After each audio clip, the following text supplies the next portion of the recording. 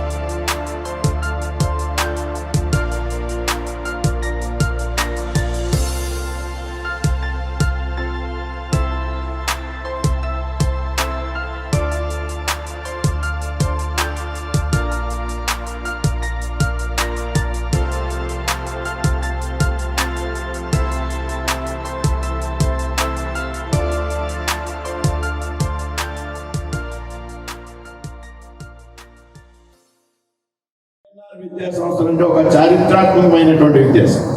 రాష్ట్రంలోనే కాదు, దేశంలోనే అత్యంత ప్రతిష్టాకరమైనటువంటి విద్యా సంస్థ. ఈ విద్యా సంస్థలో చదువుతున్నాము అంటే ఒక ప్రెస్టేజ్ ఫీల్ అయ్యేటువంటి పరిస్థితి ఆ రోజుల్లో ఉండేది. ఆంధ్ర యూనివర్సిటీలో చదువుతున్నామనడానికి ఎంత గర్వంగా చెప్పుకునేవారు. ఆ తర్వాత భీమవరంలో డిఎన్ఆర్ కళాశాలలో చదువుతున్నామంటే అంతే గర్వంగా ఉండేది ఈ రాష్ట్రంలో. బస్సులో కానీ ట్రైన్స్ లో కానీ ప్రయాణం చేసేటప్పుడు ఎవరైనా నువ్వు ఎక్కడ చదువుతున్నావు అంటే డిఎన్ఆర్ కాలేజీలో చదువుతాం అని చెప్పుకోవడం చాలా గర్వంగా ఫీల్ అయ్యేటువంటి వ్యక్తులు మనంతా కూడా, మీ అందరికీ కూడా తెలుసు. అటువంటి విద్యా సంస్థలో చదివినటువంటి విద్యార్థులంతా కూడా ఇవాళ ఇక్కడ సమావేశం కావడం హర్షించదగినటువంటి పరిణామం, ఆహ్వానించదగినటువంటి పరిణామం.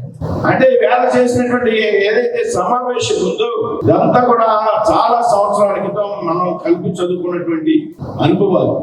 ఈ కళాశాల ప్రాంగణంతో అనుబంధంలో మనకు ఉన్నటువంటి బంధం, మన అధ్యాపకులతో మనకు ఉన్నటువంటి బంధం, మనకు ఉన్నటువంటి స్నేహాల్లో మనం అనుభవించినటువంటి మాధుర్యం, ఆ రోజుల్లో మనం చేసినటువంటి అల్లరి, వీటన్నింటినీ కూడా ఇవాళ గుర్తు తెచ్చుకునేటువంటి సందర్భం. ఇక్కడ చదువుకున్నటువంటి విద్యార్థులు అనేక మంది ఉన్నత స్థానాలకు వెళ్ళినటువంటి సందర్భం మనం అనుకోకుండా తెలుసు.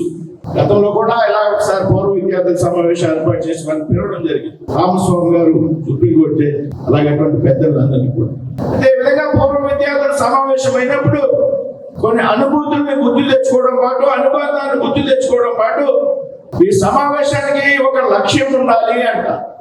ఈ సమావేశంలో కొన్ని ఆలోచన చేసి కళాశాల భవిష్యత్తులో కళాశాల అభివృద్ధి విషయంలో కీలక పాత్ర పోషించాల్సినటువంటి బాధ్యత కూడా పూర్వ విద్యార్థులుగా మనందరి బుధస్కంధాల మీద ఉన్నదనేటువంటి విషయాన్ని సందర్భంగా ప్రస్తావిస్తుంది. చాలా కళాశాలలు, ఐఐటి వంటి సంస్థలు ఇవాళ పూర్వ విద్యార్థులు అభివృద్ధున్నారో దాని అభివృద్ధిలో ఒక కీలకమైనటువంటి పాత్ర పోషిస్తున్నారు అనేటువంటి విషయం మనందరూ తెలుసుకోవాలి. కీలకమైనటువంటి పాత్ర అంటే అదేదో డబ్బు మాత్రమే ఇవ్వమని కాదు అనేటువంటి విషయం కూడా మనంతా కూడా గుర్తు తెచ్చుకోవాలి. కళాశాల అభివృద్ధిలో మనం బాధ్యత తీసుకోవాలి అంటే కేవలం ఆర్థిక పరమైనటువంటి విషయమే కాదు, చాలా విషయాల్లో మనం కళాశాల అభివృద్ధిలో బాధ్యత తీసుకోవచ్చు అనేటువంటి విషయాన్ని మనంతా కూడా గుర్తు తెచ్చుకోవాలి. ఈ సందర్భం ప్రొఫెసర్ విఎస్ రాజు గారు బహుశా 2023 జనవరిలో అనుకుంటా సంక్రాంతి నెలలో ఇక్కడికి వచ్చి పూర్వ విద్యార్థుల కొంతమందిని ఇంపార్టెంట్ పిలిచారు. మన ఎంబీఏ కాలేజీలో పెట్టినప్పుడు నేను కూడా హాజరైన 2023 జనవరి, ప్రతి 24 జనవరి, నేను అప్పటికి ఇంకా 24 జనవరి అనుకుంటా కూర్చాను. అవైనా స్వచ్ఛందంగా ఈ కళాశాల అభివృద్ధికి నా వంతు బాధ్యతగా నేను ఇక్కడ చదువుకున్నాను, ఉన్నతమైనటువంటి స్థానానికి ఎదిగాను, సమాజంలో ప్రముఖమైనటువంటి వ్యక్తిగా ఉన్నాను కాబట్టి 10 లక్షల రూపాయలు ఈ కళాశాల అభివృద్ధికి నేను నా వంతు బాధ్యతగా ఇస్తున్నాను అనేటువంటి విషయాన్ని ఆయన చెప్పారు. దీన్ని విరాళం అని నేను అన్నాను, చందా డొనేషన్ అని కూడా నేను అన్నాను. మనం చదువుకున్నటువంటి విద్యా సంస్థకి మనం ఇవాళ ఈ వ్యక్తిగా సమాజంలో నిలబడ్డాము అంటే దానికి కారణమైనటువంటి విద్యా సంస్థ ఏదైతే ఉన్నదో దానికి మనం సంపాదించిన దానిలో ఎంతో కొంత సమర్పణ చేసుకోవాల్సినటువంటి అవసరం ఉంది. కానీ విరాళం, చందా, డొనేషన్ అనేటువంటి పదాలకు నేను వ్యతిరేకం.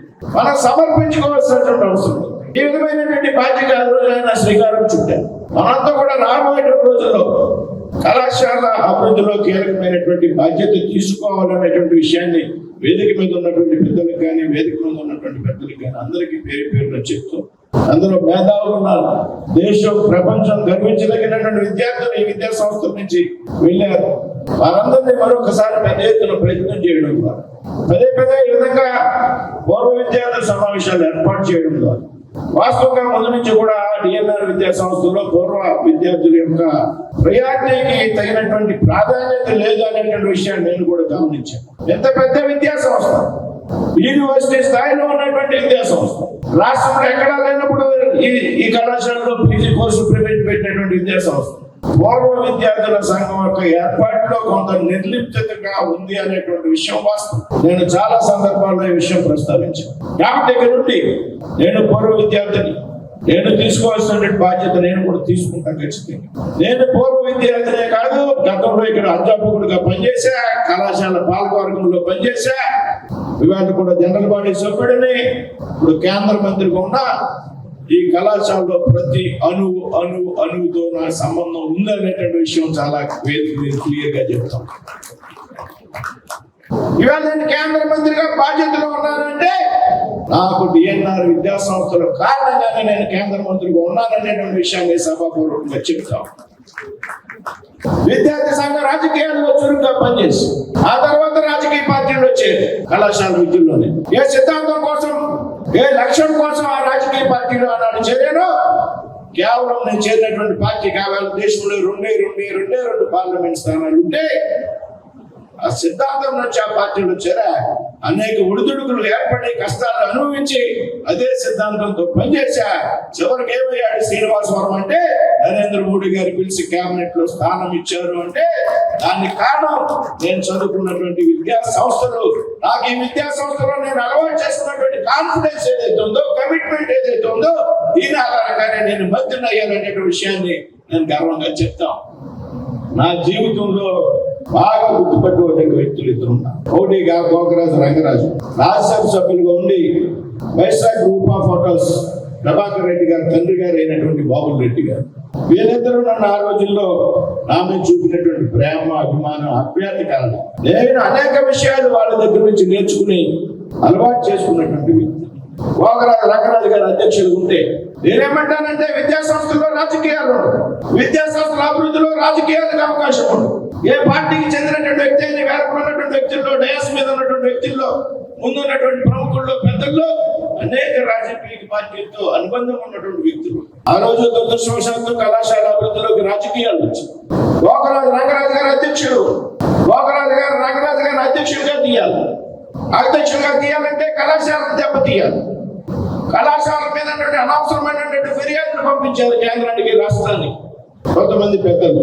నేను విద్యార్థి సంఘం నాయకుడు విజయ్ కుమార్ రాజు గారు, రాజకీయ దురుందులు, ఇక్కడ పేరు చెప్పడంలో కూడా తప్పులేదు, నేను కూడా అభిమానించేటువంటి రాజకీయ నాయకుడు ఆయన. రాజకీయాల్లో విజయ్ కుమార్ రాజు గారు ఆదర్శం. అప్పుడు రాజకీయాలు వేరు, ఇప్పుడు రాజకీయాలు వేరు, మారిపోయి. నేను అడిగా 200 మంది విద్యార్థులు తీసుకెళ్లి విజయ్ కుమార్ రాజు గారి ఇంటి దగ్గర ధర్నా చేశారు. నాకు అక్కడ రంగరాజు గారు, విజయ్ కుమార్ రాజు గారు నాకు అనవసరం. వీరు పెట్టేటువంటి పిటిషన్ కారణంగా, కంప్లైంట్ల కారణంగా కళాశాలకు రావాల్సినటువంటి గ్రాంట్లు ఆగిపోతున్నాయి, అభివృద్ధి ఆగిపోతుంది, దీనివల్ల భవిష్యత్ తరం దెబ్బతింటుంది అనేటువంటి ఉద్దేశంతో నేను విజయ్ కుమార్ రాజు గారి ఇంటి దగ్గర ధర్నా చేశారు 200 మంది విద్యార్థులు. రంగరాజు గారికి తెలిసి వద్దు, అలా చేయడం తప్పు అన్న. ఆయన సాత్వికమైనటువంటి మనసు ఉన్నటువంటి వ్యక్తి. నేనేనా మీరెవరు చెప్పడానికి, నాకు కళాశాల ముఖ్యం అంటే విజయ్ కుమార్ రాజు గారు పోలీసులు పిలిచి పోలీస్ స్టేషన్ పంపించారు మమ్మల్ని అందరూ కూడా. ఇది ఎందుకు చెప్తున్నానంటే కళాశాల మీద ఉన్నటువంటి కమిట్మెంట్ కోసం చెప్తున్నాను, కానీ వేరే వాళ్ళని విషయం నేను ప్రస్తావించాను. ఈ కళాశాల నాది, ఈ కళాశాల ఎక్కడ ఉన్నటువంటి పాలకవర్గాన్ని కాదు, ఈ కళాశాల ఎక్కడ ఉన్నటువంటి జనరల్ బాడీ సభ్యులది కాదు. ఈ కళాశాల భీమవరం ప్రాంత ప్రజల యొక్క, విద్యార్థుల యొక్క సొత్తు అనేటువంటి విషయం మనంతా కూడా గుర్తు తెచ్చుకోవాల్సిన బాధ్యత ఉన్నది.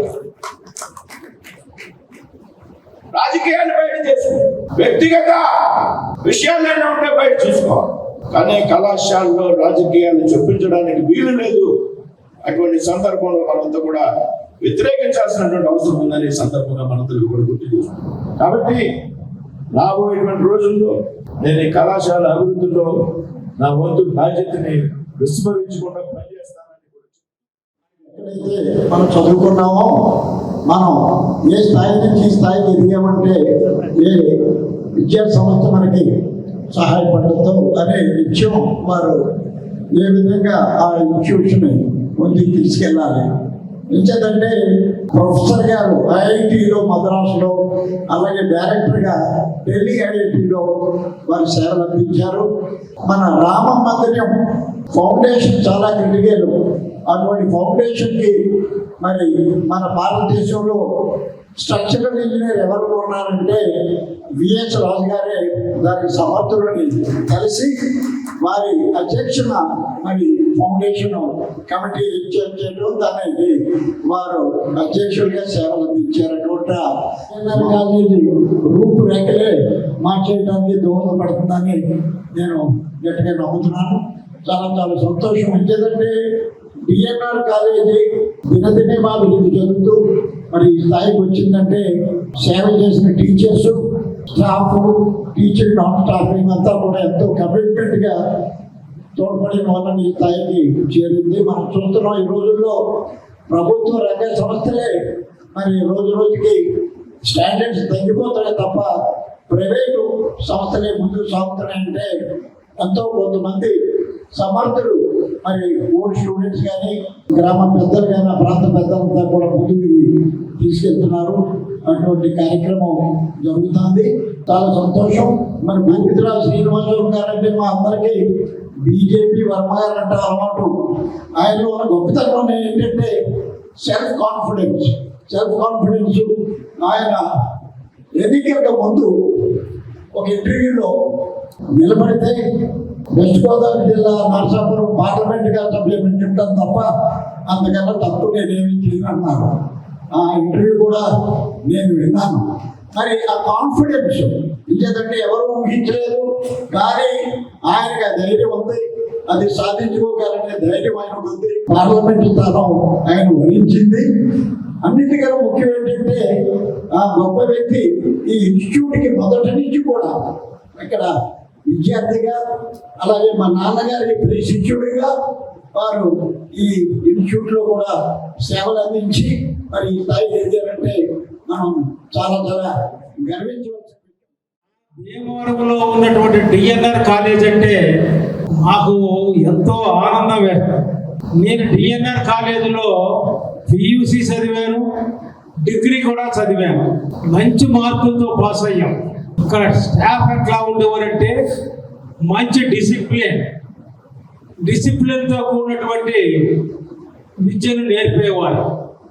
మ్యాథమెటిక్స్ హెడ్ విఆర్కే గారని ఉండేవారు. చాలా బాగా చెప్పేవారు.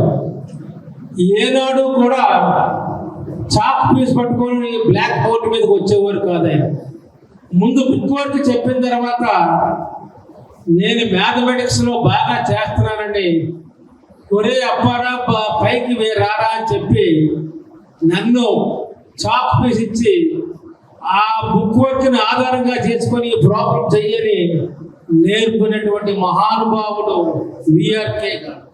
ఈవేళకి కూడా గుర్తించుకుంటూ ఉంటాం. వాల్యూమెట్రికల్ అనాలిసిస్ ప్రాక్టికల్ చేస్తున్నప్పుడు, అది ఆనాడు 73 చేస్తున్నప్పుడు సోడియం పొటాషియం ఎప్పుడు కూడా కిరసనాయిల్లో దాస్తారు. అది పైకి తీసుకొచ్చి నీటిలో వెళ్తే పేలుతుంది. నా ముందు నెంబరు నాది నెంబర్ 5 సీరియల్. నెంబర్ 4 అప్పలరాజు నుండి నేను పని చేస్తాను ఎవరు చెప్పకుండా చెప్పి చిన్న ముక్క కట్ చేసి ఆ నీటిలో వేసాడు.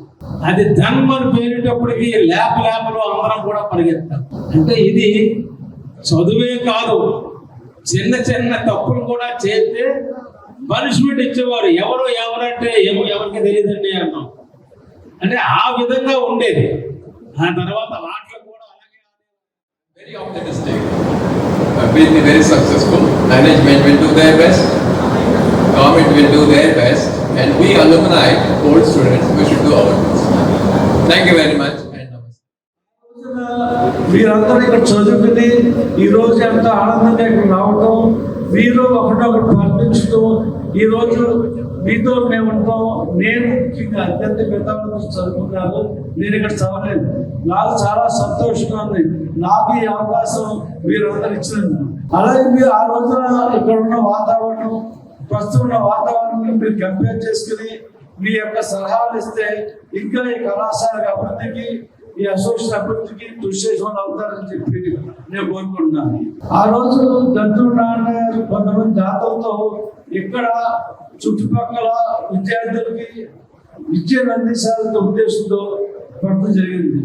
ఈ రోజు తర్వాత వచ్చిన అసోసియేషన్ అధ్యక్షులు కానీ పాలక సభ్యులు కానీ అనేక కొత్త కోర్సులు తీసుకొచ్చి అనేక మందిని విద్యార్థులని తీర్చిదిద్ది, ఇక్కడ కూడా కొంతమంది ఉంటారు న్యాయవాదులుగా కానీ డాక్టర్గా కానీ అనేక మంది స్పోర్ట్స్ మెన్లు ద్వారా దేశ విదేశాల్లో గొప్పగా తీర్చిదిద్దిన కళాశాల ఇది.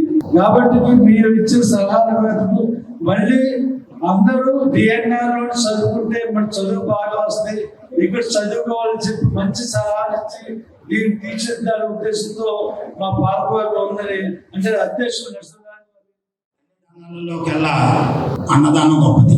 ఆ తదుపరి స్థానం విద్యాదానం. అది మనకు అందరికీ తెలిసిన విషయం. పశ్చిమ గోదావరి జిల్లా పరిసర జిల్లాలకు చెందిన యువతకు నాణ్యమైన ఉన్నత విద్యను అందించాలనే సదాశయంతో నేటి దందులూరి నారాయణరాజు గారి సారథ్యంలో భీమవరం మరియు పరిసర ప్రాంతాలకు చెందిన ధార్మికవేత్తలు సహాయ సహకారాలతో ఒక చిన్న మొక్కని చందాన ప్రారంభించిన ఈ డిఎన్ఆర్ కళాశాల అలనాటి WGP కళాశాల నేడు మహావృక్షంగా ఎదిగి నేడు ఉభయ గోదావరి తెలుగు రాష్ట్రాలలో 7 జిల్లాల్లోనే అగ్రగామిన సంస్థగా ఉంది. డిఎన్ఆర్ కాలేజీని ప్రారంభించిన తర్వాత పీజీ కాలేజీ, ఇంజనీరింగ్ కాలేజీ, న్యాయ కళాశాల, బిఈడి కళాశాల, జూనియర్ కాలేజీ, నర్సరీ స్థాయి నుంచి ఉన్నత పాఠశాల స్థాయి వరకు అనేక విద్యా సంస్థల ద్వారా సమాజానికి విద్యని సౌకర్యాన్ని అందిస్తున్నారు. ఈ సందర్భంగా కళాశాలను ప్రారంభించిన 1945 సంవత్సరం నుంచి నేటి వరకు పనిచేస్తున్న కళాశాల యాజమాన్యం వారికి కృషి ఎంతో